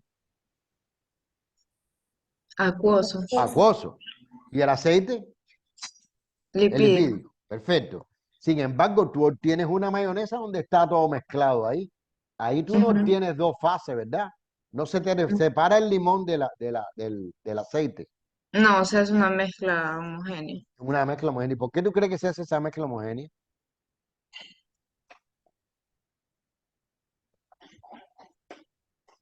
¿Sabes por qué se hace esa mezcla homogénea, mi querida Evelyn? No, la verdad no. Porque le echaste huevo y el huevo tiene lecitina, y la lecitina es un fosfolípido que tiene una cabeza polar y una cola apolar. Y es el huevo el encargado de unir esas dos fases, acuosa y lipídica. Si tú no le echas huevo, no se hace la mayonesa. O se hace un ratiquito, pero inmediatamente a las 2 horas se vuelven a separar esa fase. O sea, la lecitina, que es un fosfolípido que está en el huevo, es el compuesto químico encargado, vamos a decirlo así, para no complicarlo tanto. Más adelante veremos esto un poquito con un enfoque más químico. Esa lecitina es la encargada de unir las pequeñas partículas de grasa con las pequeñas partículas de agua y crear esa sensación de homogeneidad en el producto final. Y es un fosfolípido. Y por ahí van las funciones de los fosfolípidos en el organismo. Y bueno, y tenemos a un conocidísimo también, y no demasiado bueno para nosotros, que también es un lípido, que es el colesterol. El colesterol es un lípido que hace falta. Además, es un lípido con funciones muy importantes en el organismo. Se sintetiza por el hígado. Ese colesterol endógeno tiene una función esencial, pues es precursor de ácidos biliares, ayuda a la digestión de los alimentos, participa en la síntesis de hormonas sexuales, en la síntesis de vitamina D. O sea, lo malo es tener un exceso de colesterol, pero el colesterol como tal, sobre todo el colesterol endógeno, es súper importante para garantizar funciones básicas del metabolismo humano.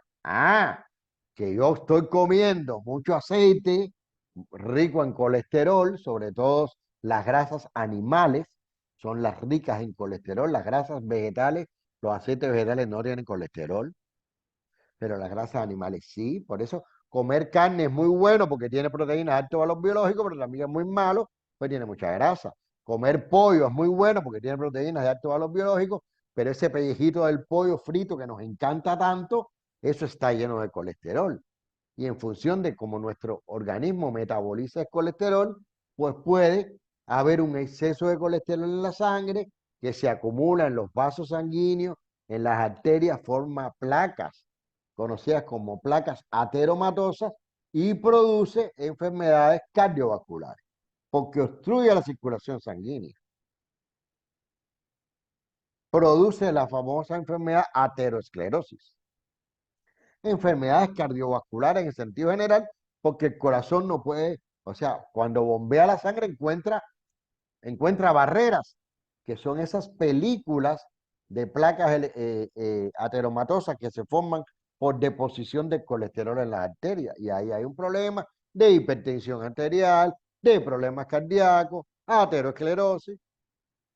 Pero ojo, no quiere decir que el colesterol es malo en exceso, pero de hecho nosotros producimos colesterol. Y además, algo que nos caracteriza y que ya tiene que ver directamente con la carrera que ustedes están estudiando, es el tejido adiposo. El tejido adiposo está formado por células que se llaman adipocitos, y esas son células que almacenan triacilgliceroles, o sea, triacilglicéridos, y suministran al organismo ácidos grasos cuando el organismo lo requiere. O sea, esos triglicéridos, que se acuerdan lo que eran, ¿verdad? Un alcohol de 3 átomos de carbono unido a 3 ácidos grasos, triglicéridos, pues se llama triglicéridos. Cuando usted está mucho tiempo sin comer y el organismo necesita energía, pues esas células degradan esos triglicéridos se convierten en ácidos grasos libres, se rompen esos enlaces y esos ácidos grasos son suministrados al organismo para producir energía. La energía que nos falta porque estamos sin comer, pero necesitamos para realizar las funciones metabólicas básicas y las funciones físicas. Esas son células que se denominan adipocitos y que no nos gusta tanto. Esos adipocitos cumplen además todas las funciones mecánicas que hablamos, o sea, ese tejido adiposo, amortiguador, protegiendo y manteniendo en su lugar los órganos internos, ya le comenté sobre eso, así como otras estructuras externas, y también tiene un conjunto de funciones de naturaleza metabólica, y es el encargado de generar las grasas para el organismo, cosa que también les acabo de comentar. Y esto es lo malo, ¿no? Esos adipocitos, y es lo que no nos gusta a ninguno, a nadie, que ya es un problema social. No nos gusta no solo por un problema de salud, sino por un problema de aceptación social, que es otra cosa. Pero bueno, esos adipocitos son los que acumulan grandes cantidades de grasa. Esos adipocitos, conjuntamente con los azúcares, cuando acumulan grandes cantidades de grasa, son los que producen las subidas de peso, son los que producen ese sobrepeso que no le gusta a nadie y esa obesidad que le gusta menos a las personas. Sobre todo, o sea, la obesidad y el sobrepeso es malo fundamentalmente por los problemas que trae para la salud. Además de otros problemas que ya tienen que ver con la aceptación social. Y que hay que estar delgado y que se usa estar delgado y que el estómago tiene que estar plano y que yo tengo que estar delgada y toda la historia y las fines y los ejercicios que también tienen un papel importantísimo en la salud, pero que en exceso también son malos. O sea, esos adipocitos, que son las células grasas, que almacenan grandes cantidades de triglicéridos, es lo que conforma el tejido graso. Y ese tejido graso tiene un papel muy importante en esta asignatura también y para ustedes, porque la capa más inferior de la piel es la hipodermis. Y en esa hipodermis es precisamente donde se encuentran muchos de los adipocitos, o la mayoría de los adipocitos, o la mayoría del tejido adiposo está ahí. Por eso engordamos, por eso la panza engorda, porque el tejido adiposo está ahí. Es la capa más interior de la piel. Ahí se ubican el tejido adiposo. Por eso los rollitos y por eso todo lo que tenemos o lo que nos gusta evitar por un problema estético, pero que sobre todo tenemos que evitar el sobrepeso y la obesidad por un problema de salud. Obviamente, las personas que son moderadamente obesas o que tienen un sobrepeso, fíjense, pueden tener de entre 15 a 20 kilogramos de triacilgliceroles. 15 a 20 kilogramos de triacilgliceroles depositados en sus adipocitos. Esas personas, de forma general, si no tienen otro padecimiento, por ejemplo, soportan más días de ayuno que alguien muy delgado, porque tiene más reserva, porque tiene más reserva energética en forma de lípidos. O sea, teóricamente soportan más tiempo sin comer porque tienen más grasa que quemar, dicho de una manera mucho más coloquial. Está claro, se entiende. ¿Alguna dudita hasta aquí? O sea, vamos a intentar concluir esta clase que sé que ha sido compleja. Yo he tratado de simplificarla, le prometo eso, que he tratado de simplificarla lo más posible, pero hay elementos que de todas maneras ustedes tienen que conocer. Es muy importante que conozcan esos elementos y son los que he abordado. Bueno, primero, la histología es una disciplina que forma parte de la biología y examina los tejidos de los organismos para conocer su estructura y su función. Por ahí arrancamos. Segundo, los tejidos son agrupaciones complejas de células organizadas para cumplir una función determinada y se clasifican en tejido epitelial, conjuntivo, muscular y nervioso. Esos son elementos que también vi. Tercero, esos tejidos, que son agrupaciones de células, esas células constituyen la unidad anatómica básica y funcional de todo ser vivo, siendo la menor porción de materia viva capaz de cumplir con todas las funciones en el organismo. Son tres elementos clave que vimos al principio. Cuarto, esas células están compuestas por macromoléculas, proteínas, lípidos, hidratos de carbono y ácidos nucleicos, así como también por moléculas simples como agua, sales minerales e iones, entre otros. Hoy hemos visto parte de esas macromoléculas. Hemos estudiado las proteínas y hemos estudiado los lípidos. Resulta de vital importancia estudiar y comprender la estructura y función de las macromoléculas, en especial lo que hemos visto hoy, las proteínas y los lípidos, por el importante papel que desempeñan en la piel. La próxima semana vamos a estar estudiando entonces, vamos a terminar con el estudio de los hidratos de carbono, los ácidos nucleicos y muy rapidito los iones, sales minerales y el agua. Y vamos además a comentar un poquitico sobre la parte morfológica de la célula, que esa es una tarea que les voy a dejar esta semana.